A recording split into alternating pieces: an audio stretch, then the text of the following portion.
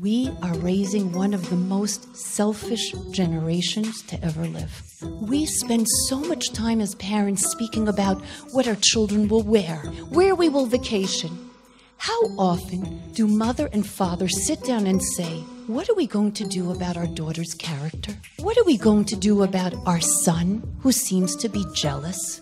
We have a window, and that window is very small. And once children get older, they stop listening as well. They stop seeing as well because they think that they know better. The foundation of every home, just as there's a physical foundation, there must be a spiritual foundation. In Judaism, we say, "Hakras Hatov," an attitude of gratitude.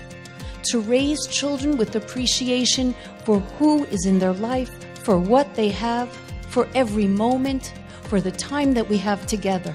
Why do you think it is so difficult for children today to have this attitude of gratitude?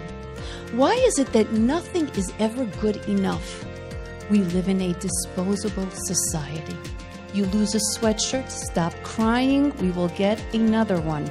Did you ever go to a school at the end of the year and see the lost and found? Baseball caps, sweatshirts, jackets. You could clothe a village, and nobody comes back to claim it. And what we teach our children is that we live in a disposable society where everything is replaceable. And when everything is replaceable, we stop appreciating what we have. And after a while, not only things are replaceable, but people become replaceable. And we stop cherishing and appreciating the people in our lives because nothing has value anymore. How many children say thank you? Did you ever fly with children on a plane? How many children say thank you when they're served a drink, a snack?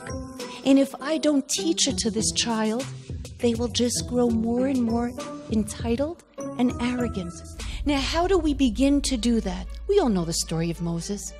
When it came to the 10 plagues, and it came to the first plague of blood, God said to Moses, you cannot hit the Nile River. Your brother Aaron must. Do you know why? Because when you were a baby, Moses, you were in a basket, and the basket was placed in the river, and the river saved your life. So you cannot hit the river because you must have an attitude of gratitude. Does the river feel? The river knows the difference if Moses hits or not. God was not concerned with the feelings of the river. God was concerned with the character of Moses. You must learn this attitude of gratitude. And yes, the river was flowing anyway, so what's the big deal? Did the river go out of its way? No, but Torah is teaching us the most crucial of parenting lessons. Yes, the river was supposed to flow. And yes, the bus driver is supposed to drive, and the teacher is supposed to teach, and mommy is supposed to be there for you, and have dinner for you, and have a loving home for you, and daddy is supposed to be there for you, and study with you, and take you to football or soccer. But that, my child, does not mean that you do not have a right and responsibility to say thank you. Thank you to the teacher, and thank you to the bus driver, and thank you to the security guard, and thank you to mom, and thank you to dad. Lesson number 1 of parenting: to open up our children's eyes to those in their lives that they take for granted. It's crucial for a child's character.